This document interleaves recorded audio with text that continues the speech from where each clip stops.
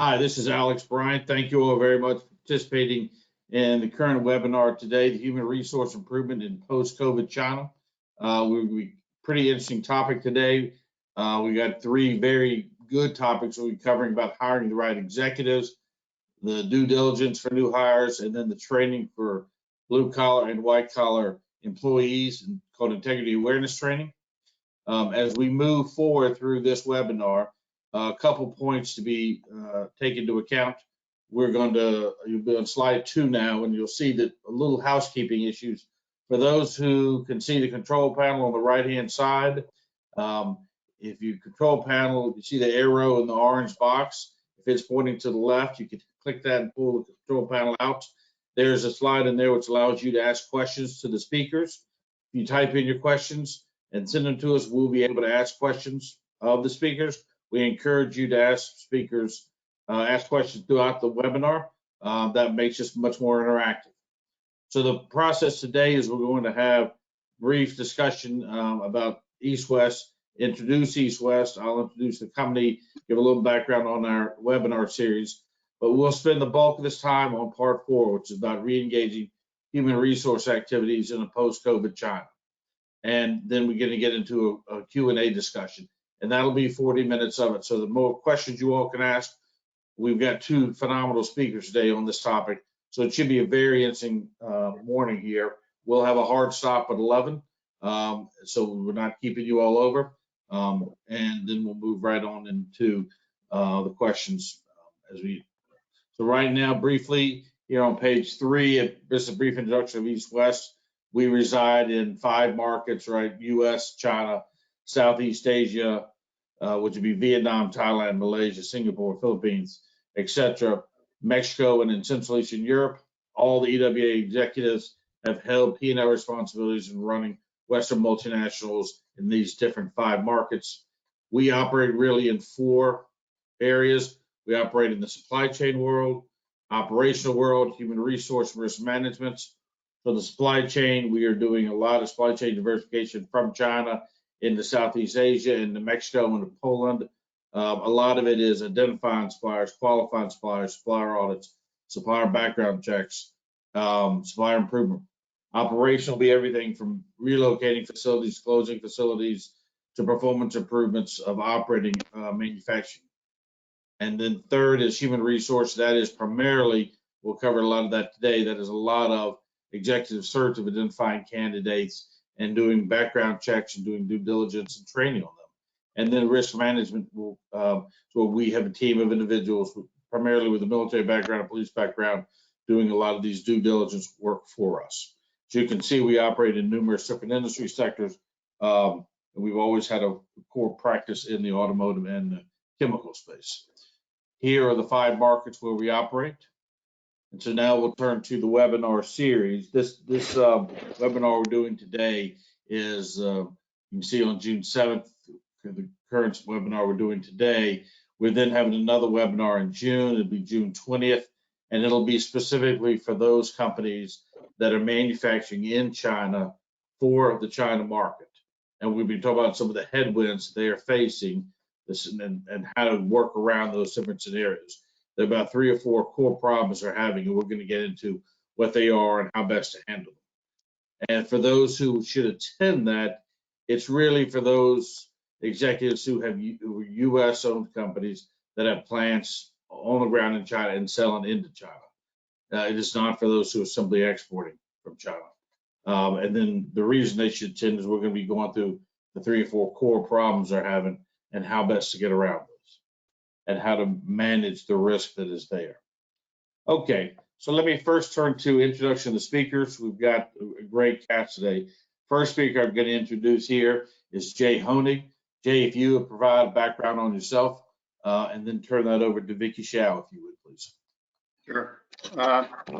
Thanks, Alex. Good morning. I've been with East West now for about 8 years. Prior to that, I was with several large corporations that operate in China and in the Asia Pacific region per se. I was chairman and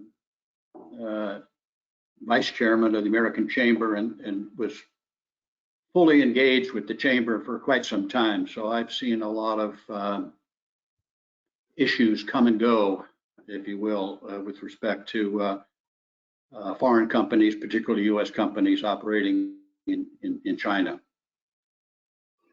With that, I'll turn it over to my colleague, Vicky Shao. Thank you. I'm Vicky, director from East to West. I based in Shanghai. My career has been in human resource for over 2 decades. I have worked in multi-international, like Nito Denko, a Japanese company manufacturer, human resource and administration manager, and HR manager in Lombard Risk. This British company, a software company based in Shanghai. And my last company is Flexco. It's a US company. I was the lead of HR department. Last and recent, I conducted a number of candidate search, such as general manager, CFO, automation engineer, and production manager, and quality engineer, R&D manager, finance and HR manager. Yeah, here's my brief introduction. Now I'm gonna turn over to my colleague. Thank you, Vicki. All right. We're now going to get into the re-engaging the core practice of this, re-engaging resource activities in post-COVID China, the core focus of this. So at this point, Jay Honig will take it from here. Yeah, let's sort of look at 3 topics that are really quite related. Certainly recruiting senior executives, and we're going to talk a little bit about the process and the methodology that we use. The next is due diligence, and what I would call reputational due diligence for senior executives. And again, we're not talking about manager level people. We're talking C-suite individuals, and that's the reason for the reputational due diligence. And then also integrity training. And the issue here is since COVID, many companies have lost a lot of employees during COVID. Many have not returned. So turnover has been very high. So in many cases, we've got some new workforces in play, and the need to make sure that they're aware of what ethical and non-ethical behavior is, particularly for U.S. companies or Western companies. Next slide. Okay, as far as our recruitment process, I think as mentioned earlier, all of the execs at EWA, they all have had P&L responsibility in China, working for Western companies, mostly US companies. We've recruited senior execs, and again, CEOs and CFOs and plant managers and managing directors and so forth since about 2009. The people that are actually doing the recruiting have done it before in their own companies, in many cases. So they really understand what the requirements are. And then if you overlay the challenges of recruiting in China, they have experience in that level. So I think it's really important to consider a company that's been in China and has recruited in China. Each search is led by an executive, and in many cases, my colleague Vicky is the one that really leads these these recruitment services, and calls on others if she needs some assistance or a different perspective. We've been doing it, as I mentioned, since '09, and we have a really a proven methodology. Although the requirements change from time to time, I think our methodology is pretty sound. So let me turn it over to Vicki.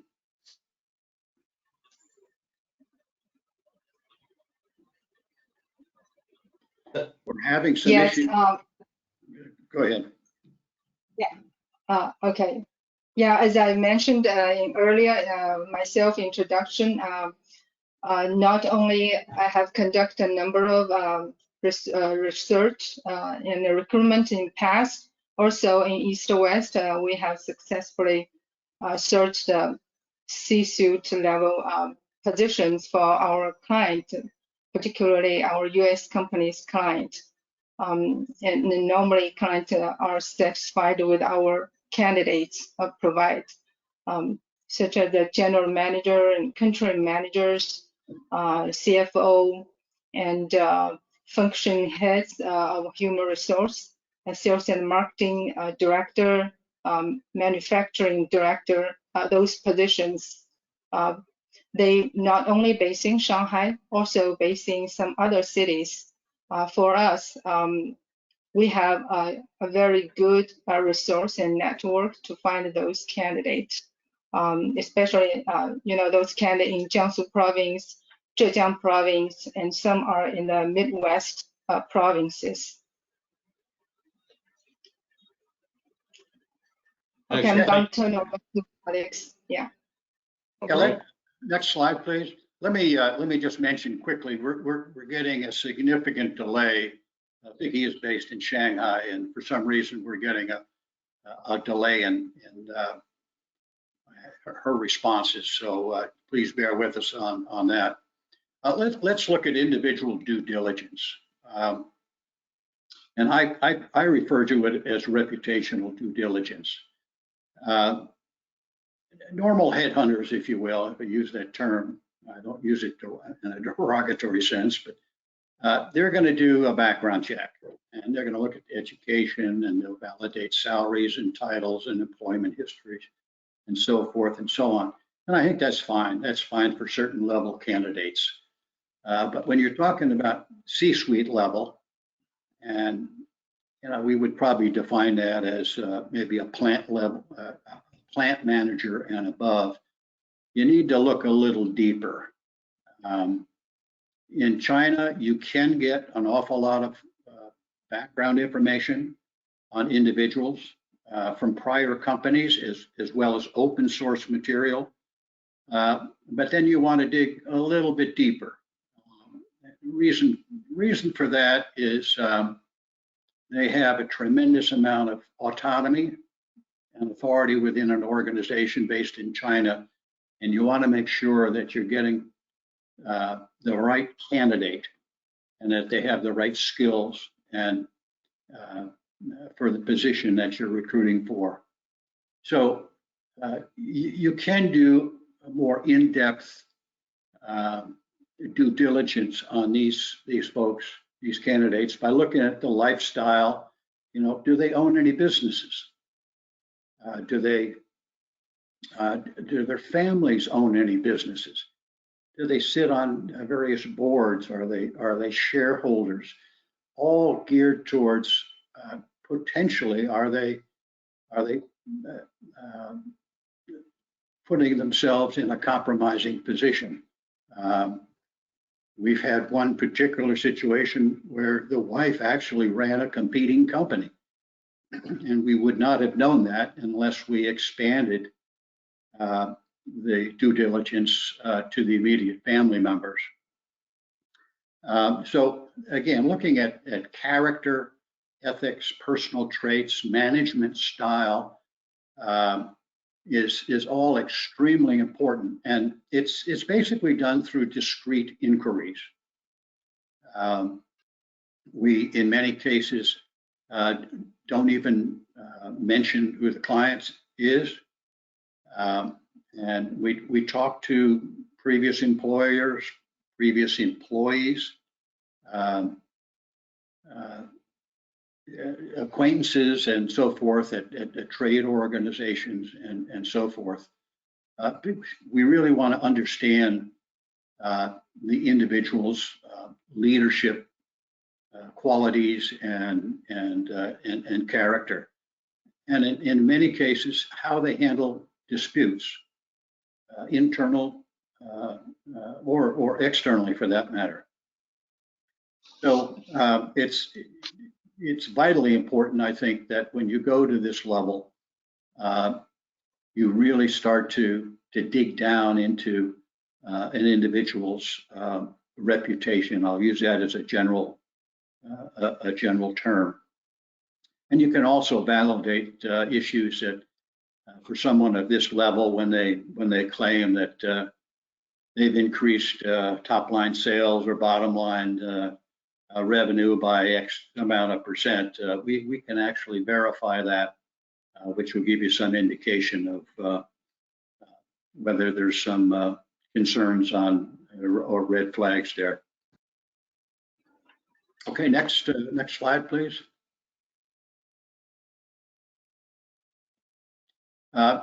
Third topic is integrity awareness training. This was developed actually probably 8 or 9 years ago when a client came to us and said, I'm new to China, and it was a managing director. He said, I hear rumors all the time that there's some unethical practices going on, and I don't really know how to go about investigating that, so to speak. So we developed a program with the client, and we named it Integrity Awareness Training. And the key point there was to really set the expectations, let everyone know that the company's reputation is extremely important, that they follow not only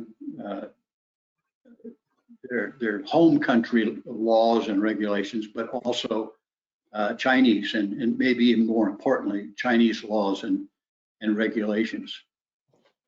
The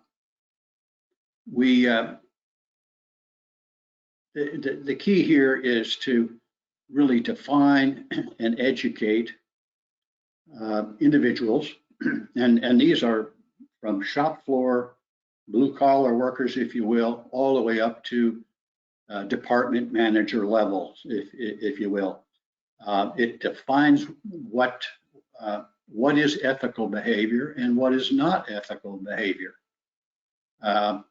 It sets those expectations on the various business function, whether it's in management or sales or procurement, and it can be tailored. The program lasts about 4 hours. It's a morning session or an afternoon session, typically 15 to 25 people. You can break it into various different groups, whether it's sales only or sales and procurement or manufacturing and operations and so forth. And then you can tailor it. All the basics are the same, but you tailor it towards, say, IP theft or kickbacks or bribery, those types of things. So it can be adjusted and tailored accordingly. It also defines the consequences of unethical behavior. And this is really important. We've met with several management teams that say, and what has surfaced in many of these discussions is, everybody knows that there's, the salespeople are getting kickbacks and so forth, but management doesn't do anything, and that just absolutely destroys your culture, your ethical culture, if you will, your corporate governance. And it's some people are held to different standards, And so it's really important that management be aware of these things and take the appropriate action as necessary. And as mentioned earlier, it really deputizes all employees. So everybody is on the same footing. Everybody knows what ethical behavior is when it comes to Chinese New Year and, gifts, the salespeople, procurement people, and so forth.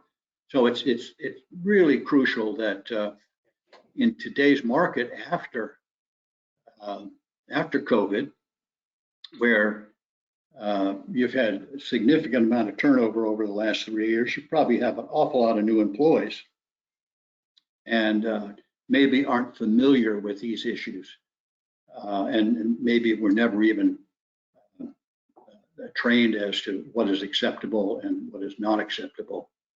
And one thing I'll point out is in some cases, companies will send over a lawyer or will hire a lawyer, and the focus always, if it's a U.S. company, is FCPA.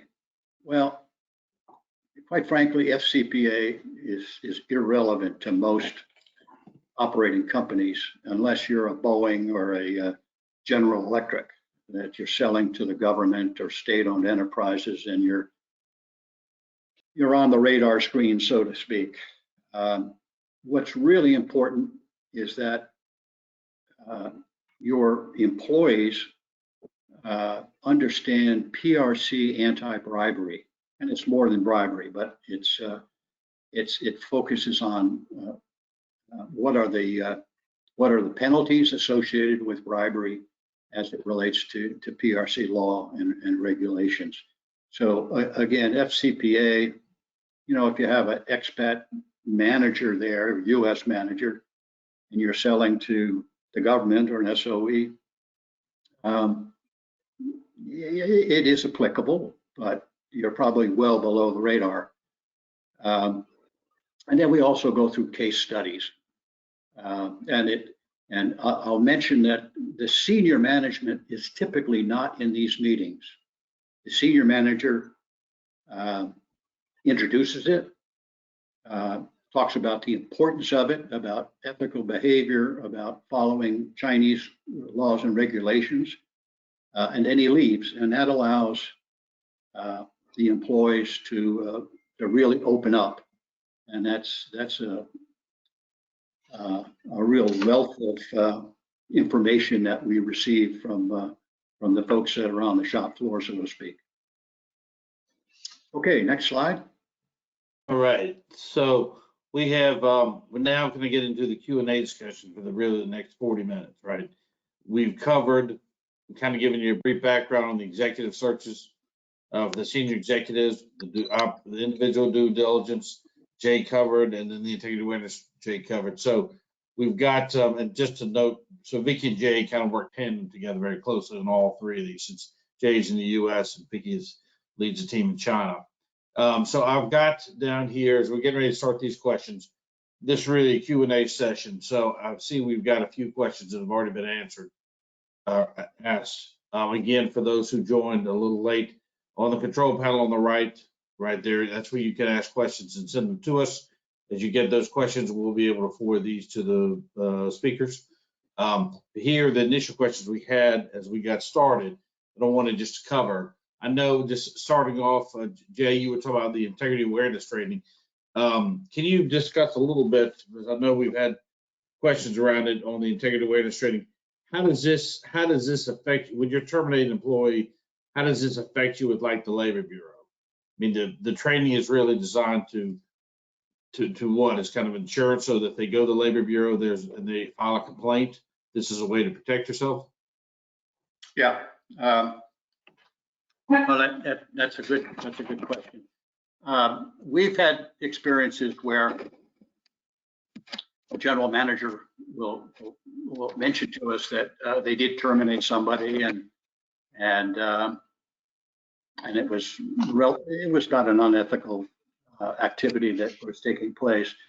And the individual went to Labor Bureau and claimed that he was not aware of it. No one told him that was unethical behavior, so to speak. And they had to reinstate him. Well, they didn't bring him back in, but they compensated the individual. So what this does is set the bar, set the standard, and educate everybody on what is unethical behavior and what are the consequences if you violate that. And of course, you have to take, if the investigation proves to be valid, you have to take action, or you'll just demoralize your entire organization. But what it does is let the Labor Bureau know that, hey, you've done this, and a person going through the Labor Bureau said, well, I didn't understand. Now you can add on to that the fact that in many cases we do it in Mandarin or in Cantonese if you're down south, but generally in Mandarin and or English at the same time. So that's an important factor to make sure that they fully understand it, and there's no basis to go to the Labor Bureau. Okay, that makes sense. I mean, it's really to protect. Vicki, we've got it. Let's get to a couple questions on the executive search that I know people have been asking about. Is we've now post-COVID, right? People have been into China for 4 years, 3.5, 4 years. They're just now getting back in to seeing their teams on the ground, right? We know that as a result of that, there's been issues of some teams have run very well, some teams have had some issues, some problems with some corruption, fraud. But when candidates, we know a lot of companies have to get in the recruitment process now, identifying candidates or gaps in their senior level candidates. Can you talk about how the COVID environment, COVID epidemic, how that affected kind of major impacts on recruiting in this post-COVID China? Okay. We see there is some research on that, and the study on that. We see there is a direct impact and an indirect impact. The direct impact, first is the traditional recruitment channel is outdated. Before COVID-19, company post job ads on websites and do face-to-face interview. But now, 70% of company, they use online recruitment platform that providing digital technology to do interviews. And 40% of company, they expand internal recommendation. 35% use AI intelligent assistance recruitment. And 20% of company, they use HR SaaS platform. The second direct impact is skills assessment become more difficult. Video interviews and virtual interviews process limited the skills assessment. And due to the increased demand on soft skills, such as remote working skills, time management, self-motivation, communication, collaboration, and teamwork, become difficult to assess under a constrained recruitment process. And we also see the indirect impact. The first is employer branding become more important, and how to promote employer brand connection, brand awareness, and brand quality when candidates cannot visit the company, experience company culture in person. The second indirect impact is work remotely becomes normal. There's this data here is in China. It's from National Bureau of Statistics. In 2022, last year, office building in China, the average vacancy rate is 21%. And I just did a search in US office building vacancy rate is 17.8% in first quarter of this year. So those are the direct impact and indirect impact. It's interesting because that is quite a heck of a change from what it was 5 years ago, particularly on the traditional recruiting model being outdated, work remotely, which was very unheard of back at the time. So Vicky, as you find it, and Vicky, I guess if you've got more, if the indirect impact is more people working remotely, Jay, how does that affect the ability of doing individual due diligence? Let's say you're bringing on a candidate that can be working remotely. Is it harder now to do those individual due diligence on the candidate who is not going to be working in the facility, working in the plant, working in the sales office, or does it matter where that person is living? Can you still do the due diligence on these candidates? No, I don't think it really matters where the person is working at home. Again, you're not going to find too many CFOs or managing directors and so forth working from home. The real issue here, and I think maybe some of the folks in the audience are aware of the investigations or raids, if you will, on Bain consulting firm in Shanghai and Minsk in Beijing. These were classified as due diligence companies, and ever since I would say about 2012, you could delve into an individual's background, and with the exception of getting personal financial information, you could basically get anything you want.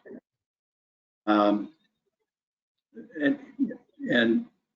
the laws since then, both the privacy law, the personal information protection law, and the national security law, can be used somewhat arbitrarily, which is also somewhat of an understatement, to target companies, foreign companies. The PIPL law basically says you can't export that information. You can't export it out of China.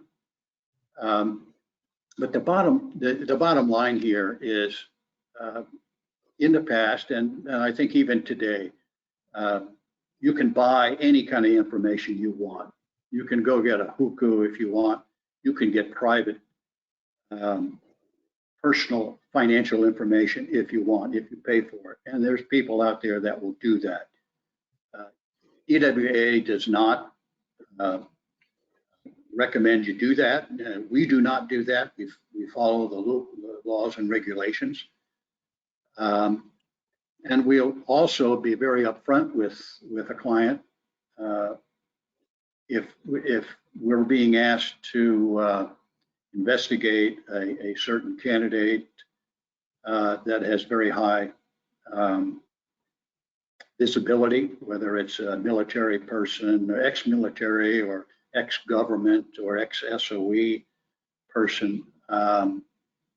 You have to use some good judgment on how far and how deep and how broad you want to go into a background check. So I think it's really important to deal with somebody that knows the laws and the regulations, but has the infrastructure and the knowledge of to gain the appropriate in information on an individual. So again, you have to be prudent and you have to use good judgment, but that does not preclude the necessity for delving into a person's character and reputation. I think based on what Vicky's saying, it's probably more important now to do that. But given you brought up the issue of what happened to Bain Consulting and Mintz, you can still do discrete inquiries. Yes. It's just given the new cyber security laws in China and the privacy laws, you can still do them. There's certain information you cannot get. We follow the law, and I'm sure there are those who won't, who will push it, but you still can conduct them. There's just certain information you may have gotten in the past you cannot get now. Yeah, you just go about getting the information indirectly or through other avenues that are acceptable, so to speak. And I understand one of the questions there was about the consent. Can you talk a little bit about the consent from the candidate to do this? Yes. Generally speaking, I think we always ask for consent to do a quote background check. We don't go into the level of detail necessarily on what we're going to be looking at and what kind of background information we're seeking. We just ask for a consent from the candidate. That's really important. Vicki, have we ever had a situation where we were hired, after we hired an executive and we were asked to do a due diligence, we asked their consent, or the client asked their consent? Most candidates that I'm aware of, or all candidates, have given their consent. I mean, doing the background checks is pretty common in China. Have we ever had a situation where someone would not want to do us to do a background check? Yes. I think your question is asking if candidate will consent to us, give us an authority to do the background check. Yes, we need to have that. But in past, maybe a couple of years ago, because this personal information protection law started, I think that's last year, 2022. Yeah, we need to have this procedure and have candidates authority to do all the background search. Okay. And we always ask that consent, and they have all approved. Okay. Yes. Vicki, as you're talking about doing these background checks on the candidates, we're looking at the actual executive search process. We talked about some of the impact that COVID had on doing recruitment. Can you talk about maybe some of the opportunities that have occurred since post-COVID, the opportunities to help recruiting in post-COVID China? Yeah, here's the recruitment, major opportunities of recruitment after epidemic. The first is flexible employment increased tremendously. Flexible employment, it's not new for us. It's part-time employment, temporary employment, rehire retirees, business outsourcing. As we know, remote working become normal. People work at home remotely. They don't want to change their habits. So as a result, outsourcing business to freelancers and temporary managers is becoming more common. Secondly, the location no longer limits talent pool. COVID-19 has forced many companies to transfer parts or all of their operations online, proving that location doesn't need to be a limiting factor for many business transactions, including talent recruitment. The research for a perfect candidate used to be limited by geography or relocation budgets before COVID-19. Now companies have the opportunity to tap into a much bigger talent pool. Thirdly, business outsourcing model has greatly bloomed. We talked about outsourcing to freelancers and temporary managers. Also, in China, the Ministry of Commerce and other 8 departments, they releasing guiding opinions on promoting service outsourcing to accelerate the transformation and upgrading in 2020. Service outsourcing, it refers to ITO, information technology outsourcing, KPO, knowledge process outsourcing, and BPO, business process outsourcing. ITO for manufacturing industry we are very familiar with just like you outsourcing your server and hardware maintenance and other IT technology. And KPO, knowledge process outsourcing. Some manufacturing, they will have product design or client management. They were outsourcing those transactions. And BPO, in manufacturing industry, many company, they outsourcing their HR function, for instance, salary payment, social benefit payment, employment procedures, those things. So we think of those three key opportunities is in the recruitment. That's what we found after academic.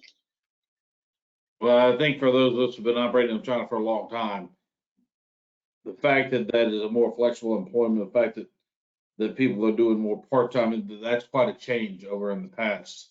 Can you talk a little bit about, we had a question that popped up here about, one of the questions was about talent flows. Like, where is the talent, where's the talent going? I mean, the economy is not as strong as it used to be. The idea is as it warms up, where is the talent going? Where are people looking for talent going forward, and where do you find that? Well, as China lifted the COVID restrictions and open up again, and as the economy recovers, the talent market here is warming up in 2023, and the flow of talent is becoming more active, particularly in consumption, new energy, manufacturing, innovation, new generation information technology, and other industries. Shows a strong demand on high-end talent. And from the perspective of function, middle and high-end talent distributed in research and development, sales, digital, and other fields. These are hot demand in the market. I might comment a little bit on that. HR has always been a major challenge for foreign companies in China. The current, with the current U.S.-China tensions, and the fact that it was exacerbated by COVID, I think we're starting to see that in the past, companies really wanted to work, or not companies, but individuals, locals wanted to work for Chinese, for U.S. companies or foreign companies, if you will. That has sort of changed. I think the needle's gone the other way, and there are many local execs would just as soon work for a Chinese company, whether it be private or whether it be state-owned enterprise, as they would a foreign entity. So there is a shift going on. Now, whether that cycles back the other way, I think really is going to depend on the geopolitical issues. That's a good point, Jay. I mean, I think that's right. And Vicki, you found that as well in some of the research since COVID. Is it, to Jay's point, it's fallen into quality Chinese candidates who are Chinese nationals who are quality candidates are either looking at Chinese privately held companies, Chinese state-owned enterprises, which are now attractive, and U.S. companies, or not just U.S., but Western companies. It's really breaking into those three categories. Jay, we just had a question pop up. Someone sent a question in when you were talking. The question was, when you were talking about reputational due diligence, that has no effect on where the person's going, right? If they're going to a Chinese company, they're going to a US company, you can still do the background check. Doesn't matter where they're going, right? If the candidate's going to a Chinese company or to a US company, you can still do the individual due diligence on that person. You mean where they're going or where they're coming from? Where they're going. And I guess it would also apply to where they're coming. Let's say they're coming from a Chinese firm going to a Western firm. Can you still do the individual due diligence on that candidate? Yes. Okay. Again, you have to look at the seniority of that individual, their personal relationships with senior government, state-owned enterprise, military folks, and make a decision as to, again, what level, what depth and what breadth of investigation you want to do. And Jay, the follow-up question on that, someone just sent in is, can you obtain financial record? You were talking about individual due diligence, but there've been some changes with privacy laws and national security law. Can you get financial information or HUCO information like you have in the past? Yes, if you pay for it, but it's against the law. So we don't do it. So we don't do it. But can you give an example of when someone has gotten these questions due diligence, and then and as a result of the information we found, they did not hire the candidate? Yeah, this was a plant manager, fairly senior position actually, and large plant. We started to look at his background and saw that he was a board member of another company. And as we dug into the other company, we realized, number one, that his wife was the founder and president or CEO of that company. And they were actually a major supplier of a competitor. And it was our recommendation that if you look at the fraud triangle between opportunity, motive, and means, there was almost all three of those in play here if necessary. So we recommended they don't hire, and they didn't. Yeah, I also remember 3 years ago, you and Vicki did a background did a due diligence for us on a client out of Minnesota who was looking to bring on a director of sourcing and procurement. And you and Vicki did the due diligence along with the team in China and found a candidate that looked pretty good on paper. But when you did the due diligence, the individual found had significant credit card debt. And each month he was adding additional credit card debt. And the recommendation from you and Vicki was not to hire them because as a director of sourcing and procurement, he was going to be very prone to taking a bribe because he himself was in deep financial problems. Yeah, and let me clarify. We didn't go after personal financial information. We had heard that through a number of people that said this individual is in deep debt, and that was corroborated indirectly without obviously getting into his personal financial information. But there was just a big red flag.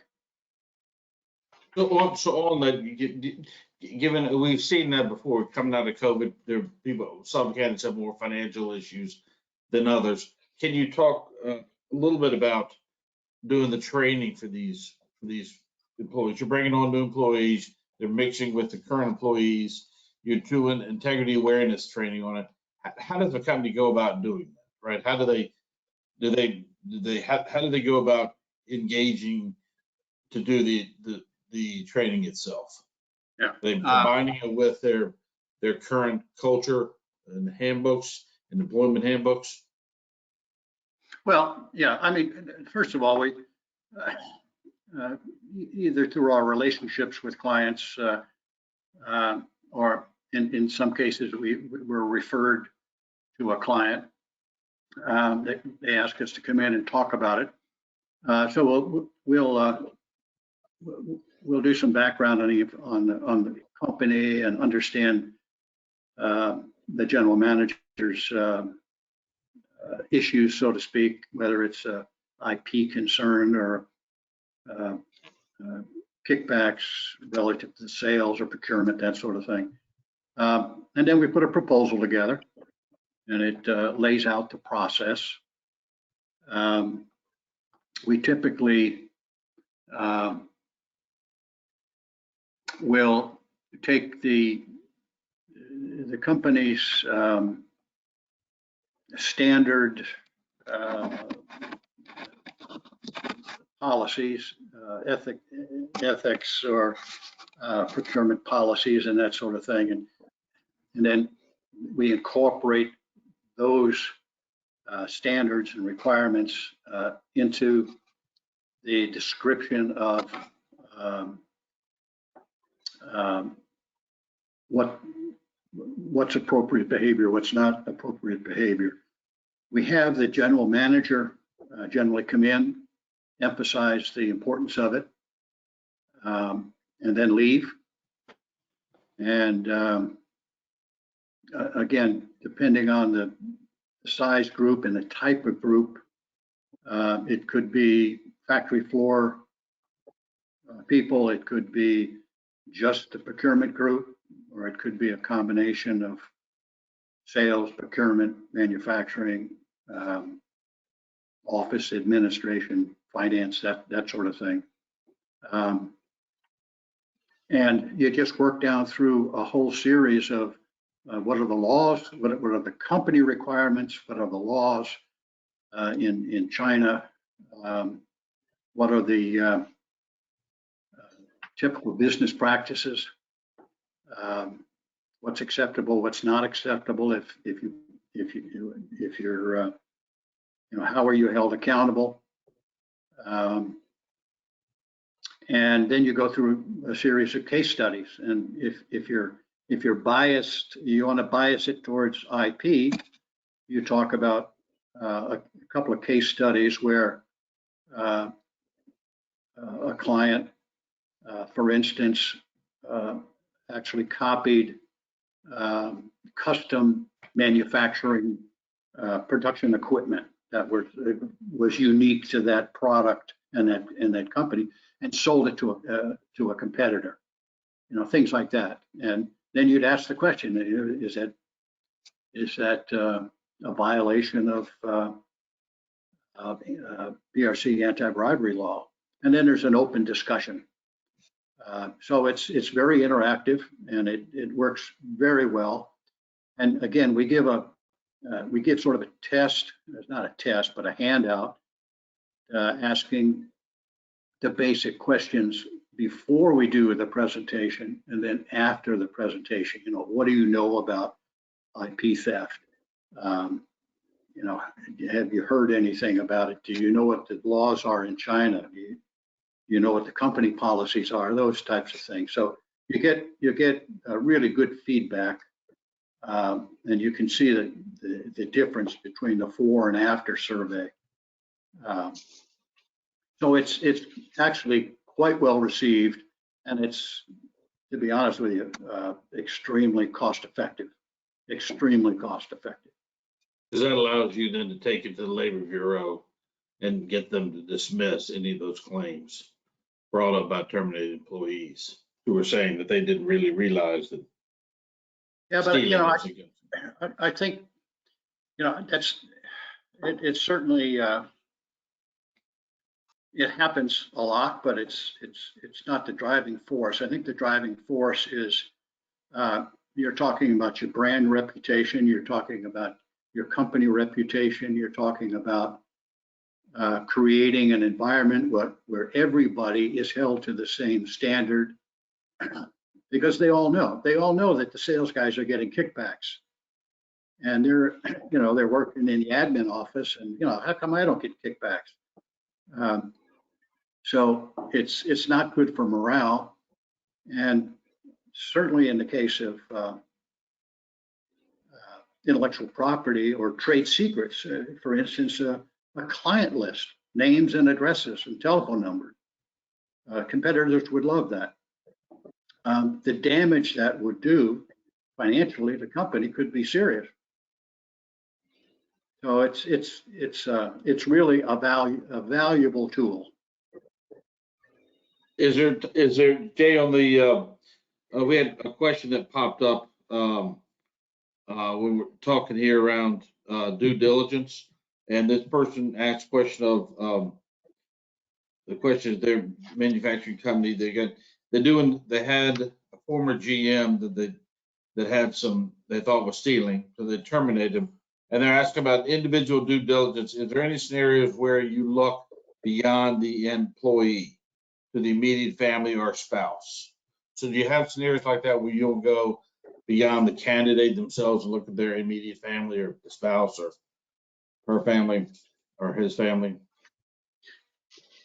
Yeah, well, I think I gave an example earlier where we actually looked at the spouse.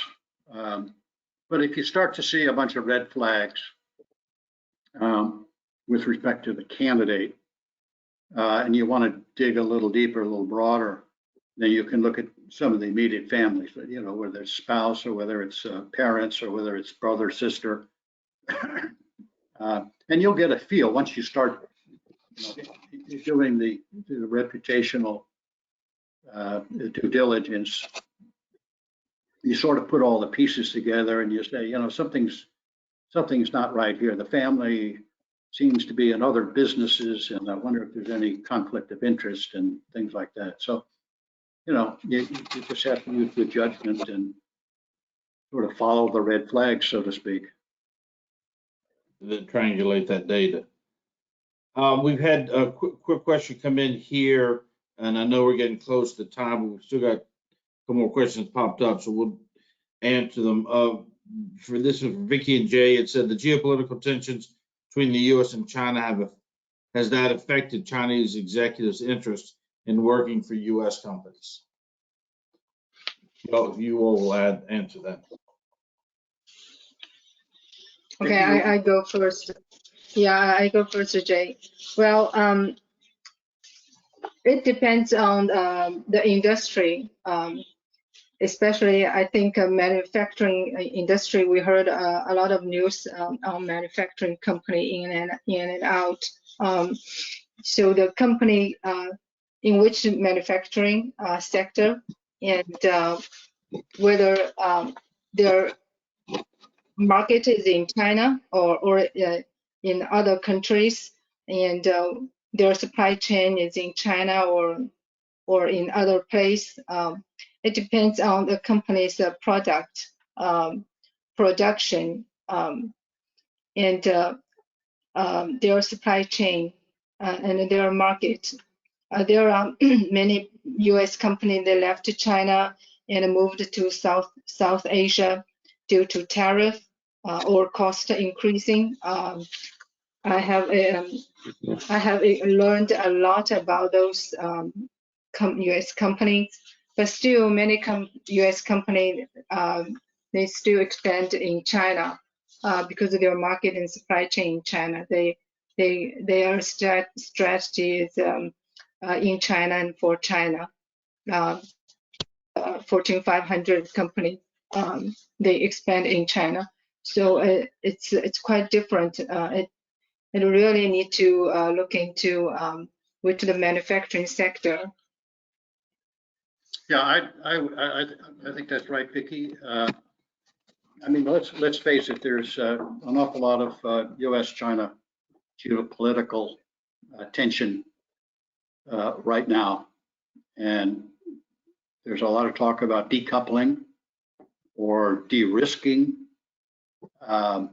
Worst case scenario, there's a conflict over Taiwan, what would happen then? Certainly, there's going to be government policies put in place in China, whether that's by Chinese, you know, and that's going to immediately impact U.S. firms, particularly U.S. firms. There's China 2025. There's the potential for embargoes on both sides. So I think the temperature right now is fairly high. But we've been through this before with the EP3. We've been through it with the Belgrade bombing. We've been through it with Tiananmen Square. You know, people are saying it may be a little bit different now. But I think companies need to be aware of what the risks are, whether they're a pure exporter, whether they're in China for China. There is a potential for a flashpoint that is going to significantly impact their business. Small companies probably going to work under the radar if that happens, but here again, we don't know what actions the CCP or the Chinese government might impose on U.S. firms if there is a conflict between China and the U.S. Fair point. Well, that concludes, and I know we actually went over a little bit, but that kind of concludes the questions from today's webinar, specifically on executive searches, on individual due diligence, on integrity awareness training. Obviously, if you have any questions, please contact us. We will be following up with you and ask you to provide your comments on a survey that's going out. And then we will be putting the webinar recording and the PowerPoint up on the EWA website for you all to follow. But if you have any questions for Vicki or for Jay, please forward the information to me and I will get it to them and we can arrange a conference call and get all of the questions answered. So this concludes today's webinar. Vic, Jay, and Vicki, thank you all very much. Vicki, I know it's very late in China right now, so thank you for participating. Jay, thank you for participating. And this concludes today's webinar. Thank you. Bye-bye. Thank you. Bye-bye. Thanks.